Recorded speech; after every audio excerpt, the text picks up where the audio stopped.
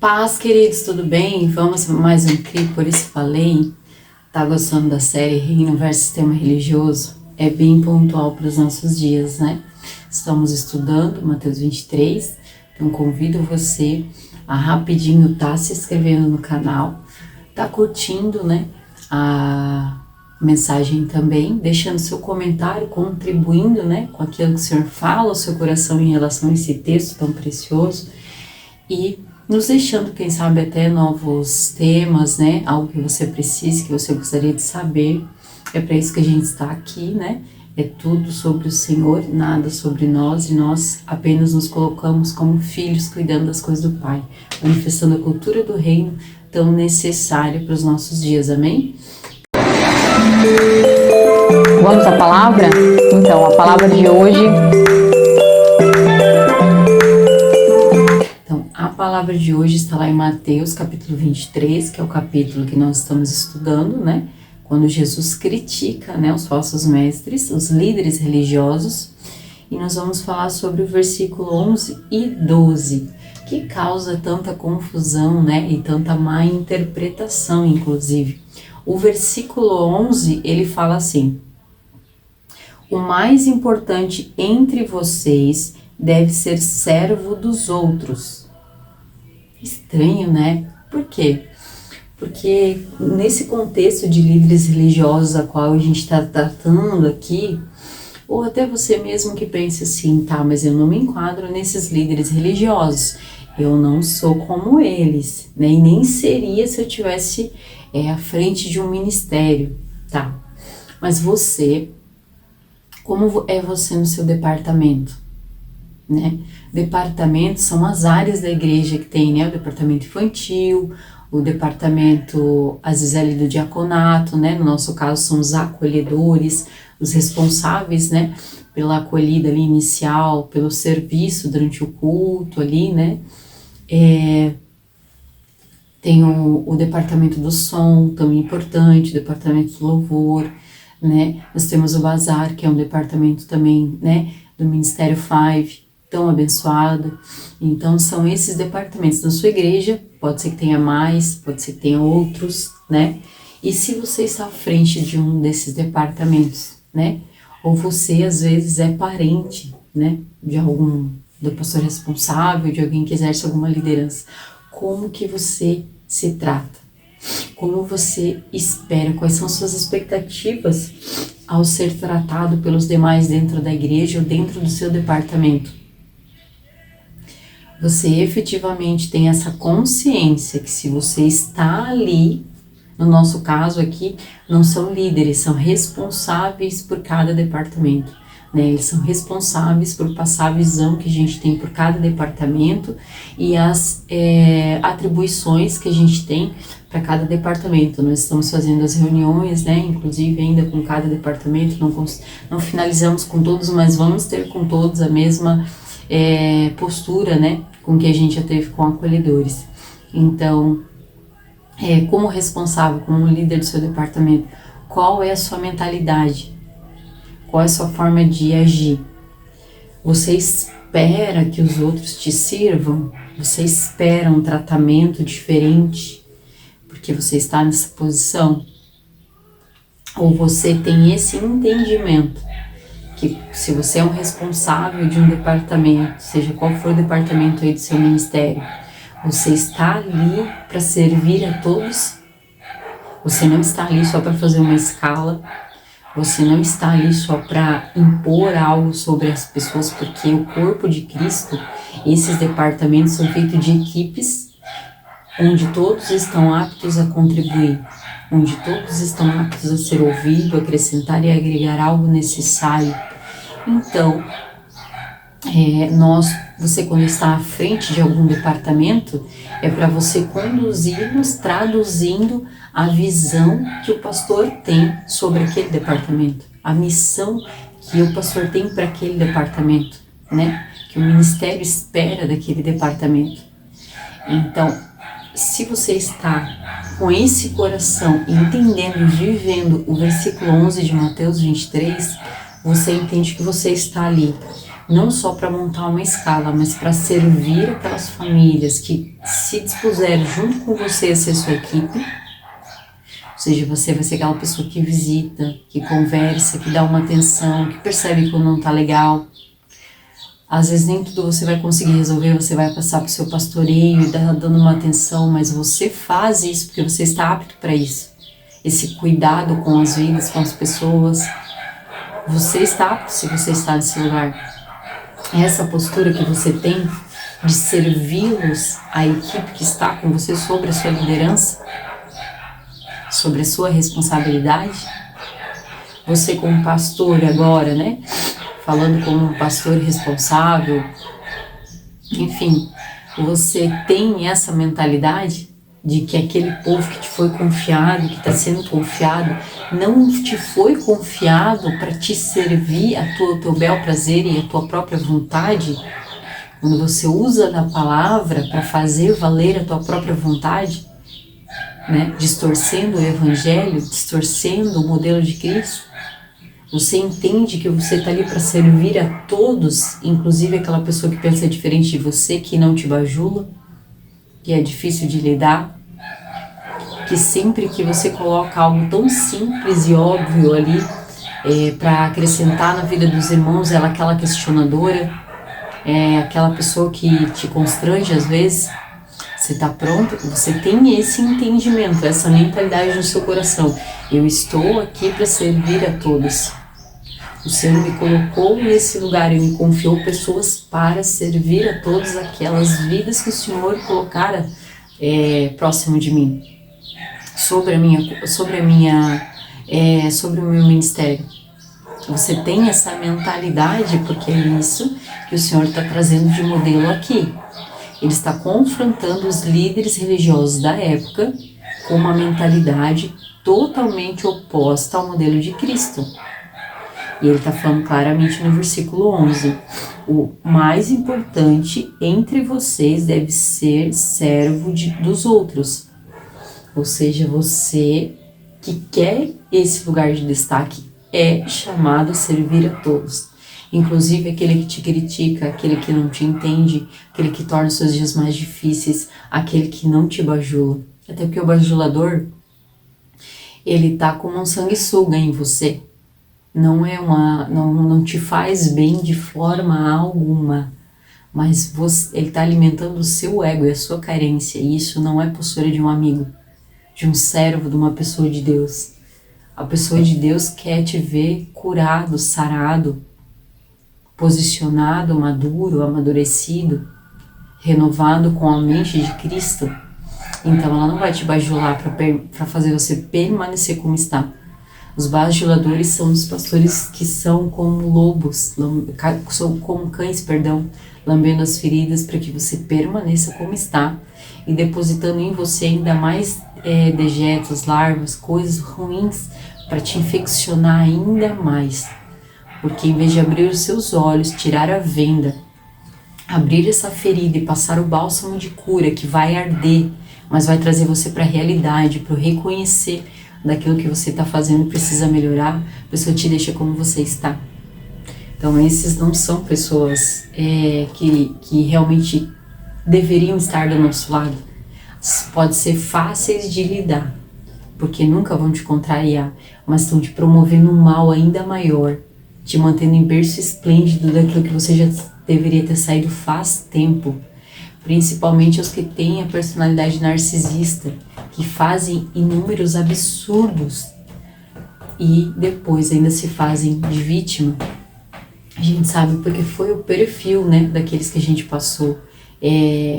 Promovem, né, um caos, promovem feridas, não só em nós, mas em todos os demais fundadores que saíram, mas sempre são vítimas, sempre nunca reconhecem o que realmente fazem, né?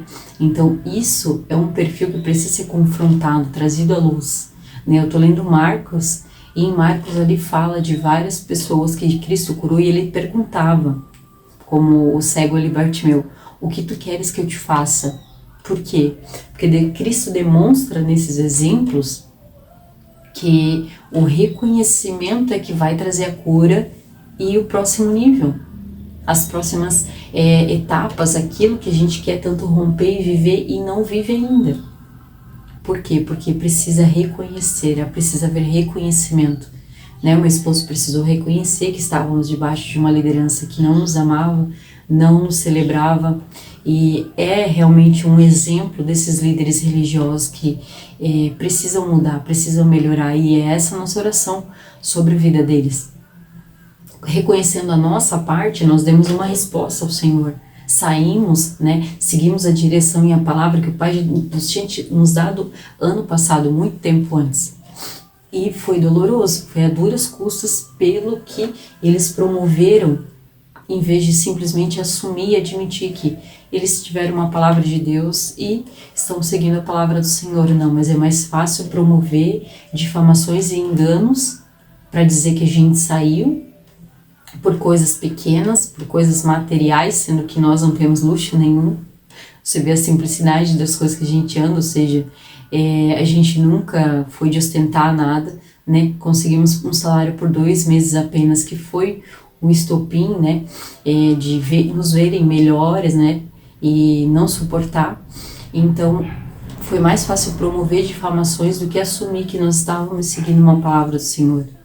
E isso é esse perfil que faz esse tipo de coisa, promove coisas dolorosas, porque depois que tu difama alguém, fica aí ao vento, você não consegue catar suas palavras de volta, dificilmente vai reconhecer que errou, mas é mais fácil do que assumir, não, eles seguiram uma palavra de Deus, ou realmente nós não fomos bons líderes, nunca os recebemos, nunca fomos pastores efetivamente deles, e eles seguiram o seu caminho e estão lá sendo conduzidos pelo Senhor, e amém, glória a Deus, somos família, somos um em Cristo, e vida que segue.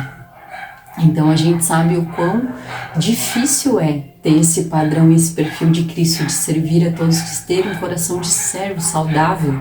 É muito difícil, é muito doloroso, mas é para isso que Cristo nos chamou. Esse é o modelo que Cristo nos chamou para ser. Então, aqui ele está nos dizendo claramente, eu chamei todos para servir. Qual tem sido a sua mentalidade, o seu comportamento? A gente acha fácil ver isso em grandes líderes que têm esse posicionamento mais autoritário, que gosta de ser servido, que gosta dos bajuladores, que procura os lugares separados para pastores, mas em Cristo é diferente. Às vezes a gente, como líderes pequenos de um departamento, de uma célula, de situações menores, nós somos assim também. Nós também já queremos um respeito, sabe, da parte das pessoas que Cristo não nos diz que nós teríamos. Porque todas essas pessoas difíceis, todas as situações que nós temos que lidar, que nós temos dificuldades, são para nos lixar, são para nos moldar, são para realmente deixar a nossa carga, né, a nossa, como é que eu posso dizer, a nossa armadura mais grossa, mais resistente. Então isso só vem em processos de impacto, de pressão, são difíceis mesmo, mas valem a pena, valem o esforço, são necessários para nós. Mas às vezes a gente tem a opção já de correr e eliminar das nossas vidas, ou criticar, ou falar mal, mas mal sabemos nós que estamos reproduzindo a mesma coisa e falando dos demais.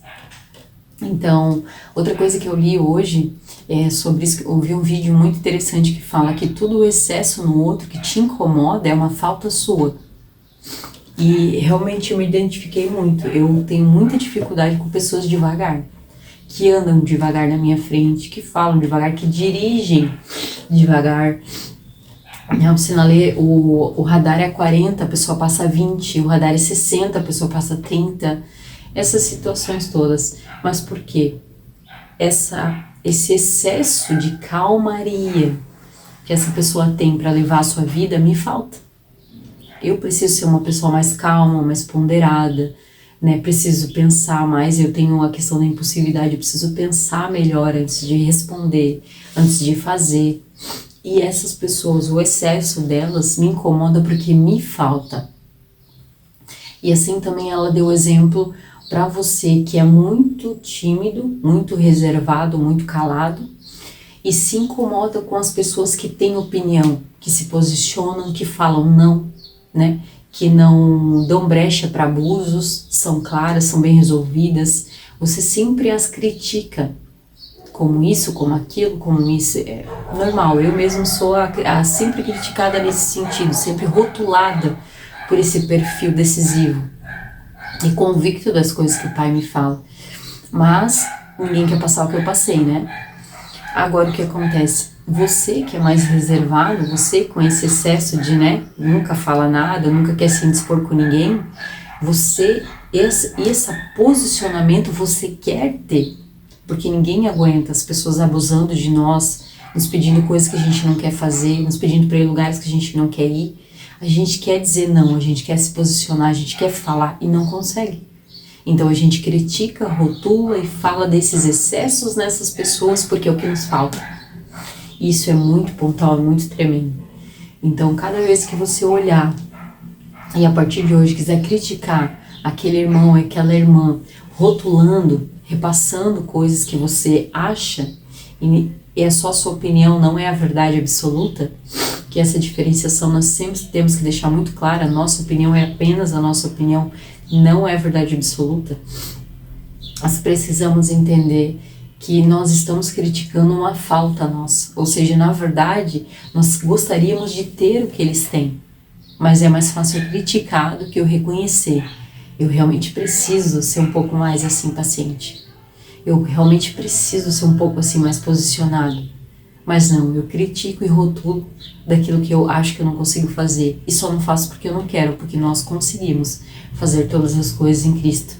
Nós conseguimos ter um temperamento equilibrado a ponto do omisso, do quietinho, se impor e a ponto do impulsivo, né, do agressivo, ter calma e discernimento e domínio próprio.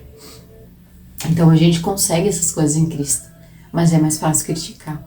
Então que perfil de líder você tem sido? Você realmente, quando você vai para esse lugar, alguém te convida, você que já está nesse lugar, você tem isso na sua mente e no seu coração? Eu estou aqui nessa posição para servir a todos. Eu estou aqui nessa denominação, foi me confiado este lugar para servir a todos. Quando nós resolvemos, para a honra e glória do Senhor, romper e viver aquilo que o Senhor tem para nós, nós não tínhamos certeza que nós iniciaríamos o nosso ministério, aquilo que o Senhor já falava no nosso coração. Então, por quê?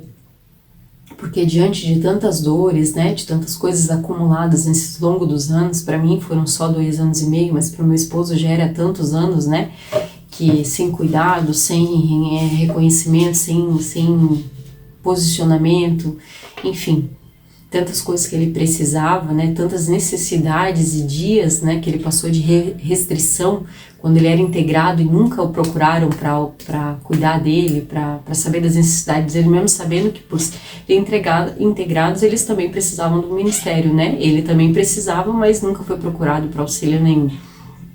Então até que ele realmente fosse o pastor, a única pessoa que ficou ali para cuidar da época do Floresta, daí foi quando o Senhor começou a fazer diferente na vida dele, mas até ali ele penou muitos momentos, né, sempre ajudando, sempre dando carona, sempre fazendo o melhor dele, mas sem assistência. Então, diante de tantas coisas que a gente precisava ser curado, ser tratado, né, ser mostrado para ele que é uma forma diferente de fazer as coisas, a gente não sabia se a gente ia ser cuidado em algum outro lugar ou se o Senhor já nos confiaria algo. Então a gente orou ao Senhor e colocou dessa forma: se, né, as pessoas em si nos procurarem, né, querendo, né, a continuidade, o pastoreio, aquilo que a gente já faz com elas ali, nós vamos entender que da parte do Senhor, o Senhor quer que a gente realmente continue nesse caminho, e nesse caminho a gente tem hoje, né, a cobertura ali, o apoio da Sena, de todos os pastores dali, fora amigos, né, de outros ministérios que a gente tem, que nos acompanham nessa caminhada para sermos um modelo saudável e aprendermos o modelo correto, né, o modelo do reino, aquele que eu já conhecia de onde eu vim. Então foi o que aconteceu, né? A resposta do Senhor foi essa. Quando nós nos despedimos do grupo do WhatsApp, saímos, né, do ministério, os irmãos saíram juntos, os irmãos nos procuraram, nós já achamos um lugar, né, para começar os cultos, mas no fim não precisou, né? Nós já tínhamos um lugar para fazer o culto no dia 17 de março, que foi o primeiro culto da Five, né? E a inauguração foi dia 5, foi dia 17 de maio, é aniversário oficial, daí no caso da Five, mas nosso primeiro culto foi dia 17 de março. E a gente já tinha um lugar, né? Mas diante de todos os irmãos saindo, que era o que a gente avisou, inclusive, né? Que muitos irmãos estavam conosco, mas ignoraram, né? Decidiram ficar com a estrutura. Nós também não tínhamos mais problema com isso. Entendemos como uma semente do reino diante de tudo que a gente fez por aquele lugar, por aquela estrutura, que era do ministério, como minha esposa é um dos fundadores, então não deixava de ser dele também. Mas quando os líderes são religiosos, eles acreditam que tudo é seu, os demais são trabalhadores, não estão junto. Essa mentalidade que o Senhor está falando não é de pessoas que são líderes religiosos. Eles entendem que tudo é meu, vocês trabalham para mim, vocês fazem o que eu espero e quero de vocês, mas não é de vocês, é meu. Então isso é um perfil de líder religioso, infelizmente. Mas depois, né, foi nos procurado, quando nós já fechamos o lugar para domingo, foi nos procurado para entregar a estrutura. Já compartilhei isso aqui com vocês, não vou voltar nesse assunto. E como foi nos dado, nos entregue, né, a estrutura novamente, que realmente era do pessoal, né, do reino de Deus, nós também não consideramos nós, consideramos do reino. Amanhã depois, se o Senhor nos levar para outros lugares, nós vamos passar como foi passado para nós, porque aquela estrutura ali também não era deles, foi dada, né, foi entregue para continuar-se a obra, nós faremos da mesma forma. Então, a gente começou aquilo que o Senhor tem para nós. Então, é dessa forma. E estando ali, é esse pensamento que nós temos. Estamos aqui para servir a todos, né? Estamos fazendo ali o discipulado, iniciando o discipulado. Estamos, né, sábado agora vai ter o momento com os homens. Os momentos com as mulheres também. A gente vai ter agora final do mês. Temos momento, né, de comunhão entre os irmãos. Mês que vem começa o Casados, né, que vai ser uma bênção também. Enfim, o Senhor tem feito grandes coisas, mas porque nós nos colocamos neste lugar, vamos servir a todos. Nós fomos chamados para servir a todos. Mas se a gente entrasse nesse lugar de chefe e empregado, seria muito mais difícil. Eu tenho certeza que nós andaríamos em círculos e nunca passaríamos do número X de pessoas. Entram tanto, saem tanto, porque não é esse o foco. O maior serve a todos. Esse é o pastoreio genuíno. De graça a gente recebeu, de graça a gente dá. Isso que é chamado a ser gratuito, né? Então a gente faz com todo amor. Nós realmente nos adequamos, nos adaptamos à necessidade dos irmãos.